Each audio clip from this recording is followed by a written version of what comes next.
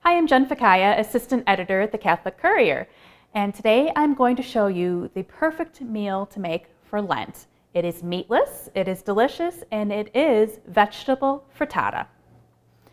So the ingredients you're going to need are 6 to 8 large eggs, 2 cups of peppers diced, a medium onion, salt, pepper, and garlic to taste, some either tomato paste or some tomato sauce, some Pecorino Romano cheese for grating, and a little bit of water.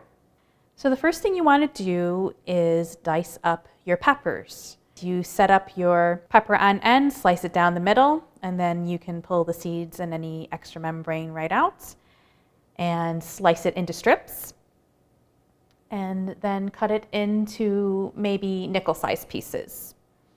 And then you need to do the same thing with your onion. Cut it on both ends, peel it, cut it in half, and then make the dice about the same size as the peppers. You want everything to be pretty equal in size so everything cooks evenly and quickly. So the next thing you want to do is crack your eggs. I use 6 eggs, some people use a little more, which is fine.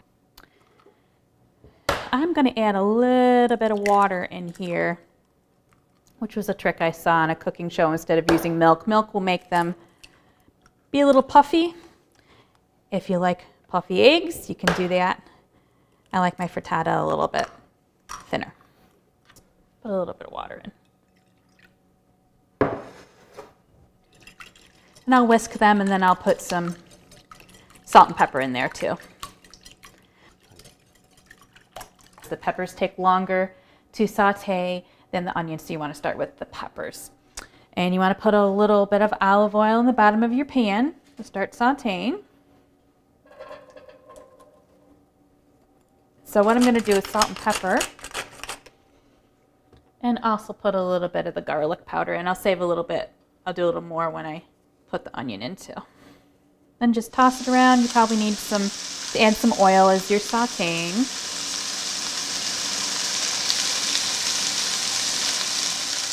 So the peppers are probably about half done or so. And this is about the time that you should add your onion. And definitely add some more spices.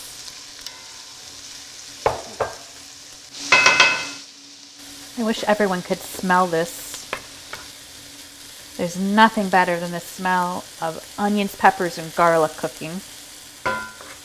You just want enough vegetables to cover the bottom of the pan. You may want to cut back on the onion a little bit and only use half the onion. I did take a little bit of vegetable out because it was overcrowding the pan. Either that or add a couple more eggs. So what I'm going to do now is add my sauce. Let that cook for a few minutes. Just want a little color and just a little flavor of that tomato.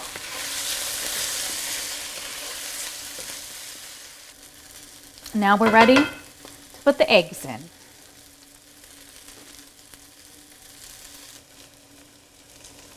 Okay, as the egg cooks, you can see it sets up around the edge of the pan. I just kind of take my spoon and I go around the edge a little bit. And it makes a little bit of a channel because as the egg cooks from the outside in, I will just swirl my pan a little bit and get that uncooked egg out around the edges and keep cooking it. All right, as you can tell, the egg is starting to get cooked, and I'm going to swirl it one more time. You can see there's still a little bit that is not cooked. This is probably the point where you're going to want to start grating your cheese. You don't want to, over the egg, you don't want to dry the egg out.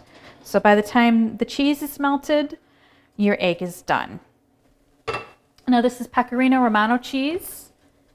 I would suggest getting a block of cheese and grating it yourself. All right, now the frittata is done and we are ready to plate it. We've got the finished frittata here. Cheese is all melted. Now there are different ways that you can eat this. If you're using a frittata as a breakfast, You can put a slice on the plate with some buttered toast. But what I'm going to do, I'm going to plate it as if we were having lunch. So I'm going to put a nice slice on the plate, and I'm going to serve it with a tossed salad. You can also put it on some Italian bread if you want to make it into a sandwich. And you have a delicious, nutritious, and meatless meal for Lent.